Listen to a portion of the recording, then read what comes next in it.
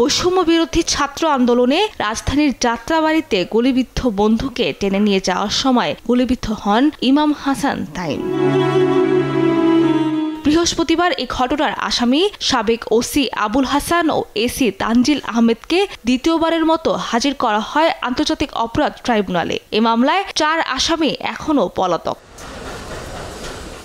শুনানির এক পর্যায়ে পরোয়ানাভুক্ত আসামি গ্রেফতারে গাফিলতির অভিযোগ আনেন একজন প্রসিকিউটর। তখনই ক্ষোভ উগরে দেন চেয়ারম্যান। প্রসিকিউশনকে উদ্দেশ্য করে বলেন, আইজিপি ডিএমপি কমিশনার যার গাফিলতি পাওয়া যাবে তার বিরুদ্ধে ব্যবস্থা নিতে হবে। তারা তামাশা করতে বসেননি বলেও মন্তব্য করেন ট্রাইব্যুনালের চেয়ারম্যান।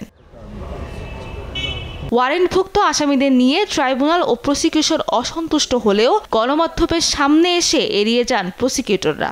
এই বিষয়ে যে তাদের বিরুদ্ধে ওয়ারেন্ট হয়েছে, তাদের যে এক্সিকিউশন রিপোর্ট দেওয়ার কথা, সেটা নিয়ে একটু কথাবার্তা হয়েছে ট্রাইব্যুনালে। ট্রাইব্যুনালের চেয়ারম্যান বেশ কিছু কথা বলেছেন। কি বলেছেন? দেখেন, ইনভেস্টিগেশন এর বিষয়ে বা ওয়ারেন্টের বিষয়ে ট্রাইব্যুনাল এবং প্রসিকিউশনে যে কথাবার্তাগুলো হচ্ছে এগুলা ওপেনলি বলার প্রয়োজনীয়তা আছে বলে আমি মনে করি না, এটা বলতে চাচ্ছি।